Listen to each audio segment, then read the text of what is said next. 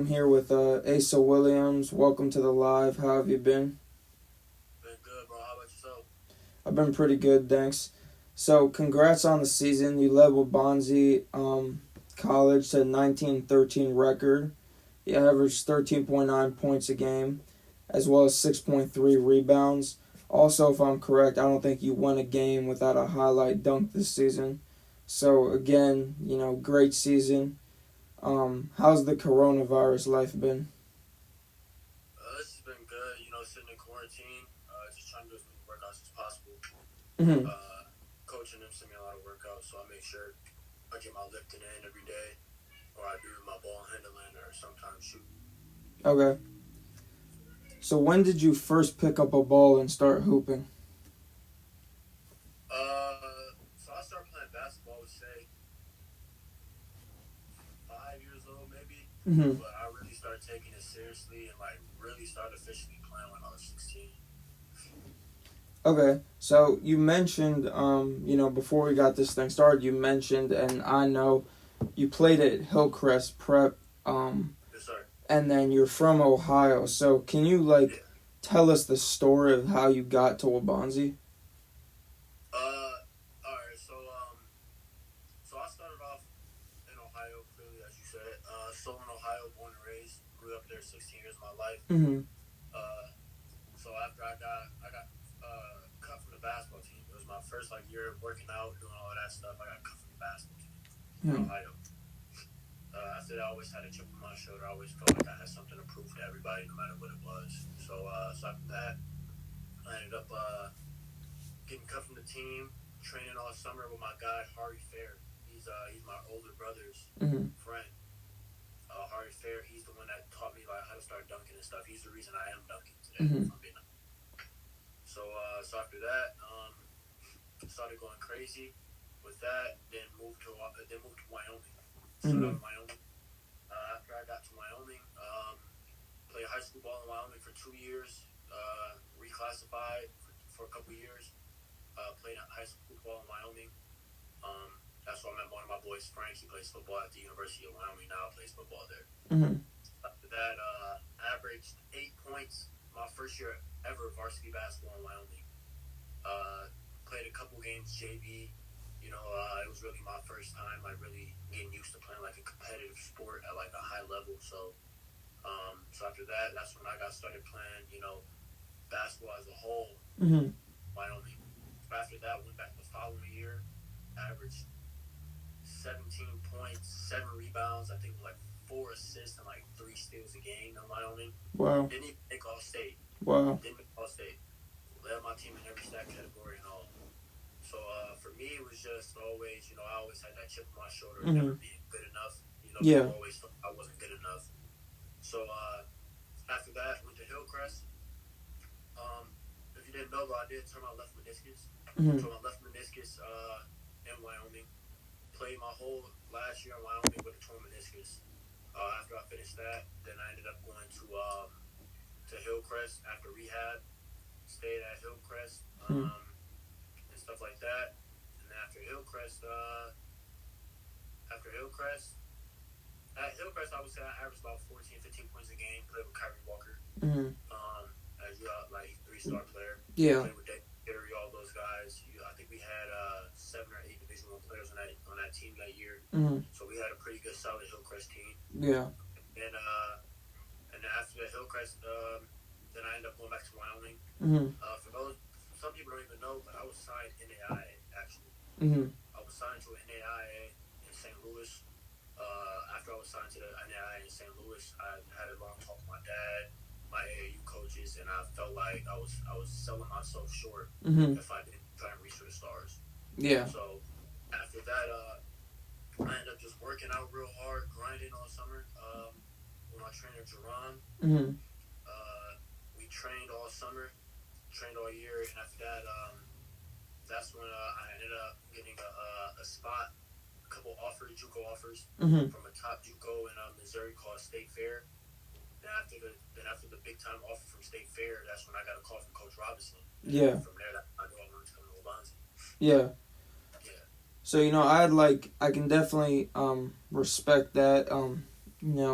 it's always hard when you get knocked to your feet and you have to start over at a new place, but also just get knocked to your feet and you have to work hard to like get to the top. And I mean, you know, you can definitely. I know, from knowing you personally, I know you're a guy that's always in the gym, and I know that from seeing you play also that you are that Division I player. You are that player that play at a high level, and sometimes people think like, oh, why isn't this guy D1? But they don't realize the politics behind basketball sometimes, and they don't realize. Yeah, no, that's what I also want to talk about. Like, there were kids. I don't think you were at that Prairie State game where we played against the number one scorer in the country. Mm-hmm. He was averaging, I think, like 32 points a game. Yeah. He was killing, and he went to Bloom. He went to Bloom High School. Yeah. And basically they didn't give him National Player of the Year apparently because they said that he was 26 years old or something like that. Yeah.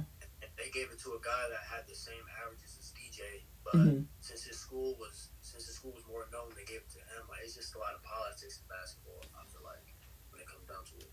Yeah, no, definitely, which is unfortunate. But so for people that don't know, for people on the live that don't know, well, Bonzi, it's a 2-year school. Like Asa said, it's a JUCO, so he's a JUCO product. You had a lot of really great games this year, offensively, as well as defensively. So what's your recruiting looking like for when it's time for you to leave Wabanzi and go hoop at that next step? I got a lot of Division I looks right now. I've been talking to Chicago State. Mm-hmm. I've been in some contact with Murray State, just little light interest from a couple schools. Mm-hmm. And then in terms of that, recruiting is kind of weird for JUCO players. And like their freshman year, they really don't get much recruitment. Mm-hmm. So it's kind of tough for them to really get their name out there. But with me being an all-region player and an all-conference player my first year, my name will definitely be out there for next year. So I'll have more more details on that when it comes back around that time. Okay, sounds good. So this year you got the opportunity to play under Lance Robinson. He's a young but experienced coach, a guy who had a lot of success in his coaching career so far. He's a 2-time NAC champion at the D3 level, 2-time conference champion at the D3 level. He also, won as a player at the D3 level. So as a head coach, he was also my head coach last season. So at Aurora, sorry, let me repeat that. My bad. The recording got messed up. He got the opportunity to play under Lance this year. He was a young and experienced coach. He had a really good track record of wins and stuff like that. So what was it like to play for him this year? It was great. I think Coach Robinson is a phenomenal coach. I truly did enjoy every aspect of it. He really does let you play, Yeah. He's one of those coaches that you can always go talk to him. He's always there for you. Mm-hmm. Definitely our season definitely did have some ups and downs. Of course, when we started off the season with a losing record, we ended up with a winning record. Mm-hmm.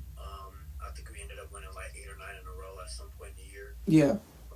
But yeah, no, in terms of that, man, the whole coaching staff of Bonzi, man, I love it, man. That's exactly one of the reasons why I really do want to come back and play it again this year. So I'm definitely looking forward to it. Okay. So what do you think you brought to the team this season? I think I definitely brought a lot of great qualities just in terms of my shooting. Mm-hmm. I got to space out the floor a lot, so it made a easier drive for guys like DJ or Sim or Courtney to get into the paint, go get a quick bucket, because teams always help out on me or have to contain me a lot more off the 3-point line. Yeah. I also thought I brought a lot of funniness to the team. Mm-hmm. A lot of people don't really see what goes on inside the locker room. So, yeah. So it's always fun and games with the guys, and I love the guys. So yeah. It's good. Okay, so like we talked about before, you are a really hard worker. You're a guy that lives in the gym. What does one of your workouts look like? Like, take us through what an Asa Williams workout looks like. Ooh, so during the year was usually off out stretching, Mm-hmm. get my legs warmed up a bit. After a little bit of stretching, then I'll go on the ball handling. 2 balls. After that, then I'll go 1 ball, about 30 minutes of ball handling. And after that, then I'll go into form shooting. Mm-hmm. Form shooting, then I get really depth into like free throws, shoot about 50 free throws before I really get into like shooting a lot. Then after shooting a lot, then I'll go into to mainly just getting up my threes. I used to shoot about 300-400 threes before practice, about 100 after practice every day. Yeah. So I'm putting up roughly around, I would say, 600 shots a day, Mm-hmm. and it always even before games. Too. Yeah. So, and then weight room. Since I don't really have a weight room right now, I mean, I got some weights at my house. I'll do push-ups. Yeah. Push-ups on top of that. I'll do some curls and stuff, just trying to stay in shape and stuff like that. So. Okay. Yeah. So, like you said also before, you played at Hillcrest Prep with Kyrie Walker, a guy who just announced that he's going to be training for the NBA draft, along with a lot of other really good players. So, what was that experience like getting to play with a bunch of top recruits and you kind of being the underdog? And, like, did you take things and learn from them? Like, what was that experience like? The good thing about Hillcrest is kind of like you really do get to experience those type of players. So, you know, you're being around those top recruits, those guys that always have coaches in the gym, guys that always have eyes on them. So it's really tough, you know, like to really get your name out there, especially when you're playing on a team with well-known players. Yeah. But some things I really learned from Kyrie and those guys would probably just be like, it was like a dog-eat-dog world. Like, you gotta really go out there and really grind, you know? Like, it's not a game. Like, guys like Kyrie, he really goes out there, he really works. Like, like he works hard. Dalen Terry works hard. Like, you're playing against a 6 or 7 point guard every night. You gotta think about it. So, for me, it's crazy, yeah. So, other than that, I mean, really learn from them in terms of Dalen. Like, I'm a long, lanky guard, so I gotta really, you know, dribble the ball low, keep it low, and just go crazy. Dab. No, definitely. So what's your favorite basketball moment? Ooh, my favorite basketball moment, I got a couple. When I was in Wyoming, I went out of the game. It was when I had my torn left meniscus. Yeah. My knee ended up locking up in the game, and I ended up coming back into the game late in the second. I finished that game. I think I had like 26 and 15, and I hit the game winner. Oh, damn. Yeah, my knee locked up, so it was crazy. Yeah. And then my other one would probably be the video you got me dunking on one kid. The CUC one? Yeah. Yeah, that dunk was crazy. That was first game of the year too. That was crazy. Yeah, that game was crazy. So, maybe you just answered my other question, but what was the most exciting game of the season and why? Oh, I got to get out with the MATC when we beat MATC. Yeah. They were the team in the country. Yeah, we beat them. I know they ended up killing us last time we played them, but other than that, I think that was probably the best moment because everybody was happy. Yeah.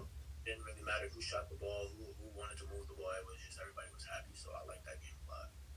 Yeah, no, definitely. I mean, something you mentioned before is how you create space on the floor to get other guys open. I think a lot of people, I mentioned that you average 13.9 points a game, and some people might look at that and be like, oh, 13.9 points a game, like, that's not a lot. But the truth is it is, not to mention the fact you're really spreading the floor and giving a lot of other guys an opportunity. I can say from the games I've been, you're a really unselfish player as well. And I think that's something that, will be attractive to those D1 programs as, you go along here in your career. So, do you have a pregame ritual you do before every game? I would really say I would go out for most games, either get Subway, get a nap in. After that, mainly I would have like my little energy drinks too. Yeah. For the game, I get like a piece of gum or something like that. I usually do the same thing before every game, and then other than that, that's about it. Oh, okay. I also gotta go get my workouts in before every game. I go shoot, but Yeah. just to get warmed up, just get like a good feel. Yeah. Like I'm not one of those guys that just like sit around before every game. I really gotta be active. Yeah. No, definitely. Is there particular significance to your jersey number? I know you wore number 12 this year. Is there a reason you wore number 12, or was that just the option for jerseys? I mean, it really was an option for jerseys, but at the same time, I chose 12 because I Mm-hmm. like John Moran a lot. Oh, okay. I respect his game. Yeah, Yeah. I like John. So your dad coaches at Loyola, and a couple years ago they were a Cinderella team. Like I said, a couple years back.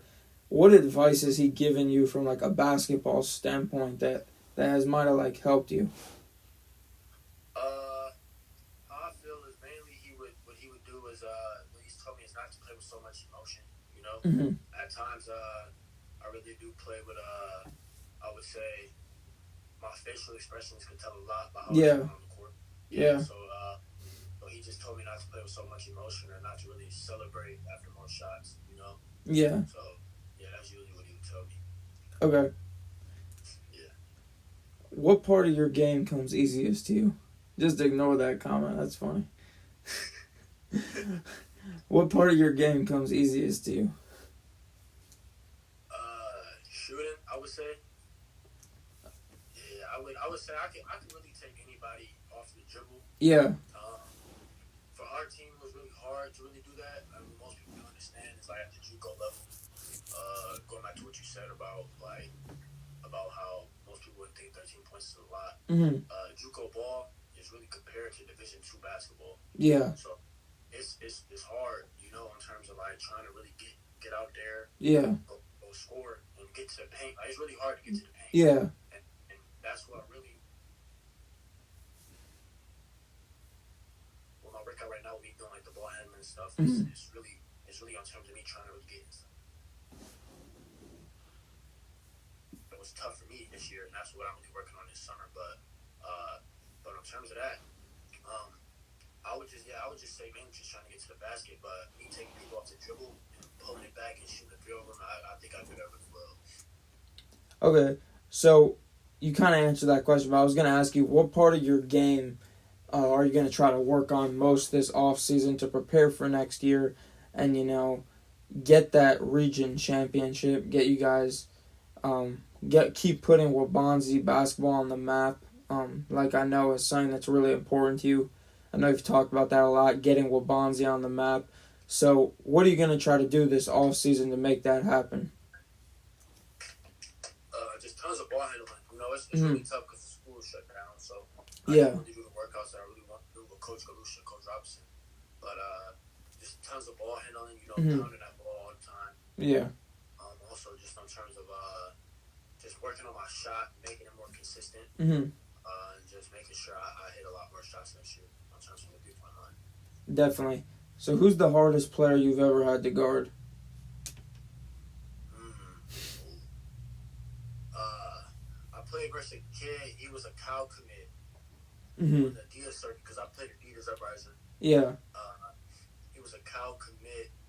I forgot his name, but he played. I think he still plays at Cal right now.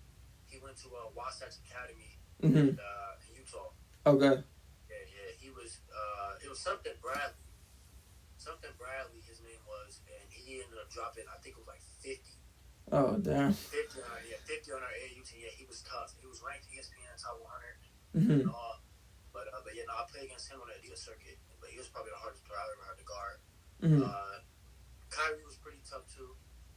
And one-on-one battles with DJ was pretty tough too. Yeah. So other than that, those are probably my top 3 right now. Yeah. Okay. So, like I said, you pretty much won every game this season with some sort of dunk. Yeah. So when did you get your first in-game dunk? How old were you? My first in-game dunk was.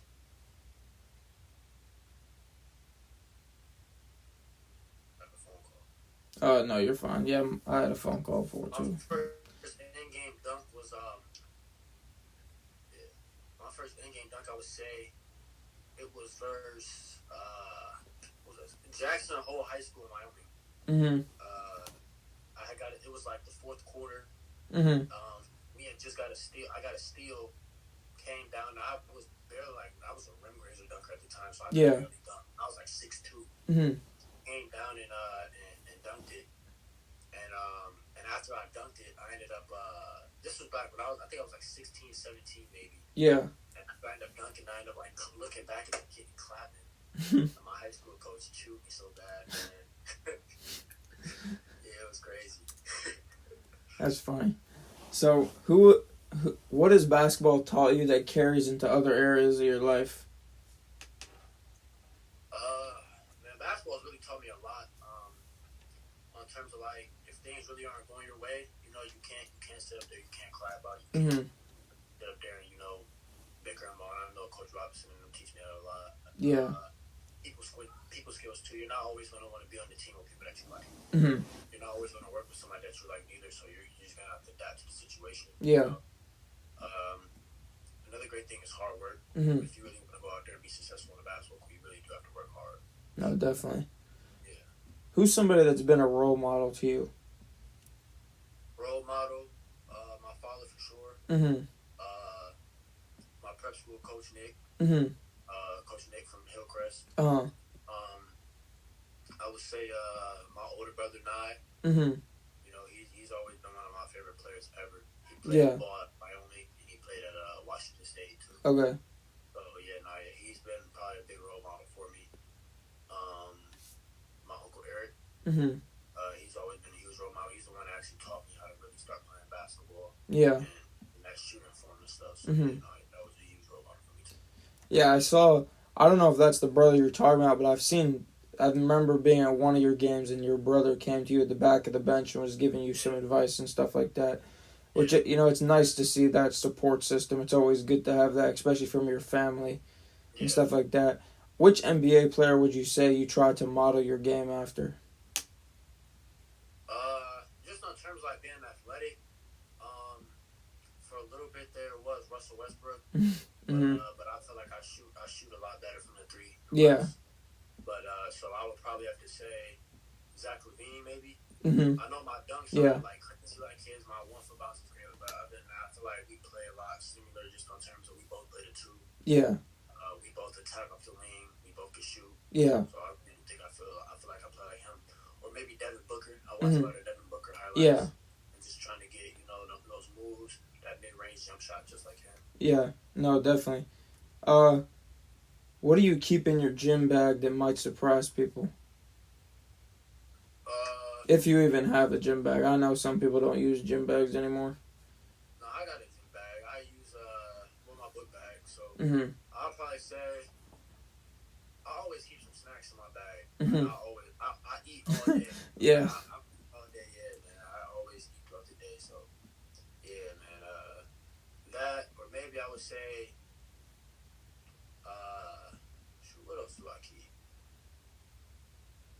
Man, it's been so long since I've been to the gym, but I usually take that or some gum or something like that. I always keep stuff. Yeah. Okay. So if you didn't play basketball, what sport would you play? Football easily. Football easily. I'll play football. I used to play football when I was younger, but I stopped playing basketball. Oh, okay. Who's the GOAT? Who's the GOAT to you and why? The greatest of all time? Yeah. LeBron James, hands down. Why is LeBron the GOAT, in your opinion? If you're from Ohio and you don't think LeBron's the GOAT, like you get firmly disrespected upon. LeBron, I mean, I just feel like the things he's done. Like he's been to nine straight finals or something like that. He's been to 10 total, I think. Yeah. Like that, or not total. I think it's been Yeah, I mean, I feel like those teams that he really played on, like they were great. But at the same time, that Cavs team he took to the finals, those two Cavs teams he took to the finals, I think one had like Wally Zerbiak or something like that. Like some terrible guy. Yeah, so I mean, for me, it was just like those teams he really took. But I feel like MJ could have never did that. Yeah. But at the same time, I mean, you can't disrespect MJ either. Mm-hmm. Because at his era, like he really was probably the best skilled player in his era. Yeah. Yeah. But at the same time, I mean, I feel like nowadays, the skill level nowadays is more skill work. Yeah. But back then, it was just more so you didn't trainers back then. You Yeah. really do it by yourself. So Yeah. like saying it's like yes. So I feel like different areas have different goals, but I think LeBron's definitely the greatest of all time. Okay. If you could spend a day with one celebrity, who would it be? Probably Cam here. Probably YB Young Boy. That's probably Really? my favorite. Yeah, NBA Young Boy. Yeah, that's my guy. I know. I think every time I made you a video, I think every song request you ever gave me was Young Boy. Oh yeah, he's the GOAT. Young Boy is the GOAT. He's the GOAT. He's the greatest. What's your favorite thing to do off the court? Probably play video games. Mm-hmm. You know, I don't really like go out like that. Yeah. In the house, I play video games all the time. Okay. I'm always playing video games. Well, I was gonna ask you who's your favorite music artist, but you answered that. What's your favorite Young Boy song? That's too many to choose from. But I'll probably say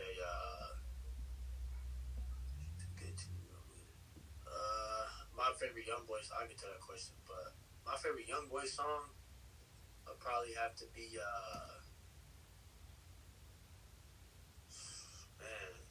AI Nash. He just dropped that recently. Mm-hmm. And my team I play with on 2K. I play with the Lakers or I play with the Hawks. Yeah. I like Trae Young. I meant to tell you Trae Young too. Yeah, I rock with Trae Young too. I would say, Trae Young's one of my favorite players in the NBA. What's your favorite on the court shoe? What's your favorite shoe to hoop in? So this year I rotated a lot of shoes. I played the KDs. Yeah. I played in the KD 8s. I played one game in some Jordan 11s. Yeah. I played the rest of my season in some Giannis's. I played in some Bronze. But probably for me, I'll probably have to say the PGs. Mm-hmm. The PGs are probably the Giannis's. I like the Giannis's a lot. I feel comfortable. Yeah. What's your favorite off the court shoe? Oh, I got the Yeezys. I got a ton of Jordans. I got the 3s and the 4s. I'll probably have to say the ones though. For me, I like the ones, like ones are just so natural and neat. I just like them a lot. Yeah, no, definitely. So just to wrap things up here, my last question for you is, so just before I ask the question, this whole time of you telling your story and us getting to know you, you talked about how you really were kind of that last guy picked. And, a lot of people overlooked you. You play with that chip on your shoulder. So what drives you? What pushes you to want to be that elite player and to be that elite player? Why do you step on the court every day and do what you do? For me, it's not really about the glory or the fame, It's about leaving a legacy. Yeah. Money, cars, clothes, all that stuff is going to come. But, the real thing is how you perform. Yeah. No, definitely. You go out there, you really work hard. You yeah. did something good for yourself, man. But, because like I said, I feel like I can play with anybody in the country. Like, you put anybody in the court with me, I'm going to stand out, I'm going to be a part. Yeah. But how I really feel is like, if you really go out there, man, you work hard. I work hard for my mom. You know? Like, my family, I never really grew up struggling or anything like that. Yeah. So, I really do it for, like my siblings, my mom, yeah. all of them. I want to see them, be happy. And I want to do something that I love to do. That's why I really love to get basketball. No, definitely. So, thanks so much for joining the live. Thanks for being a supporter of me since not long after I made the page, actually. I met you. I remember I met you in Lance's office, actually. We were going there to set up some film dates for the team and stuff like that. So, thanks a lot for supporting me. I'm excited to come out and film you next season. I'm also excited for the future. Hopefully we'll be able to see you in the league one day. Hope you and your family are safe and everybody's doing well during this virus. And, thanks again for coming on the live. Thank you. All right. Have a good rest of your day. All right. Peace, bro. Bye.